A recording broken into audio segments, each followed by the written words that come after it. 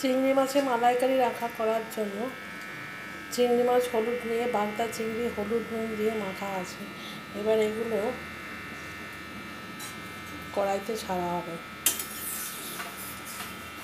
সাতলানো হবে। চিংড়ি মাছে মালাইকারি রাখা করার জন্য চিংড়ি মাছ হলুদ নিয়ে বাগদা চিংড়ি হলুদ নুন দিয়ে মাখা আছে। এবার এগুলো কড়াইতে ছাড়া হবে, সাতলানো হবে। চিংড়ি মাছগুলো কড়াইতে হলুদ নুন একটু লঙ্কার গুঁড়ো জিরে গুঁড়ো সর্ষে তেলে সাতলানো হচ্ছে। একটু ভালো করে কষা কষা মতো করে কষিয়ে নিয়ে তবে রান্না করতে হবে। আস্তে আস্তে জল ছাড়ছে কষানোর সময়। লঙ্কার গুঁড়ো জিরের গুঁড়ো হলুদ নুন দিয়ে মাছটাকে ভালো করে সাতলানো হচ্ছে। আস্তে আস্তে যে জলটা বেরিয়ে আসছে সেই জলটা ওই মশলার মধ্যেই টানিয়ে নিতে হবে। ছোটো ছোটো করে কেটে রাখা আলু কড়াইতে তেলে সর্ষের তেলে হলুদ নুন দিয়ে ভেজে নেওয়া হচ্ছে চিংড়ি মাছের মালাইকারির জন্য। আলু প্রায় লাল হয়ে ভাজা হয়ে এসছে। এবার আলুগুলো লাল ভাজা করে ভাজা হয়ে গেলে ওগুলো তুলে রেখে দিতে হবে। নারকেল কোড়া রাখা আছে চিংড়ি মাছের মালাইকারির জন্য। আর টমেটো আর কাঁচা লঙ্কা থেতো করা আছে মালাইকারির জন্য।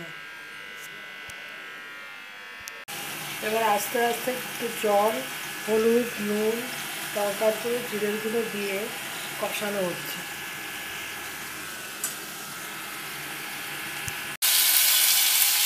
কড়াইতে তেল গরম করে তেজপাতা গোটা গরম মশলা থেতো গোটা গোলমরিচ সাদা জিরে ফোড়ন দিয়ে টমেটো আর কাঁচা লঙ্কাটা কষিয়ে নেওয়া হচ্ছে।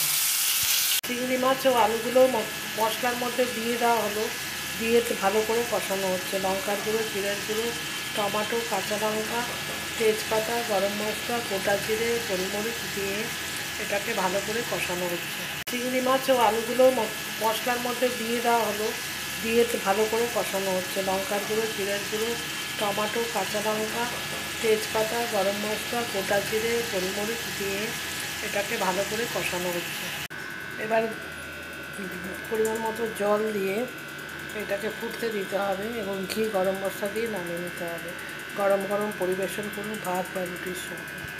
এবার কষানো হয়ে এসছে। এবার নারকেলের দুধ বার করে তার মধ্যে দিয়ে দেওয়া হলো।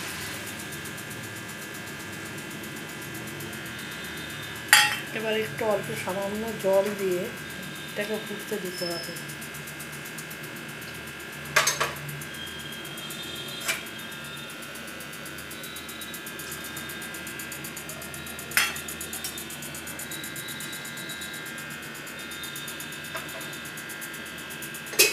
জল দিয়ে ফুটতে দিতে হবে, সামান্য মিষ্টি দিতে হবে আর ঘি দিতে হবে।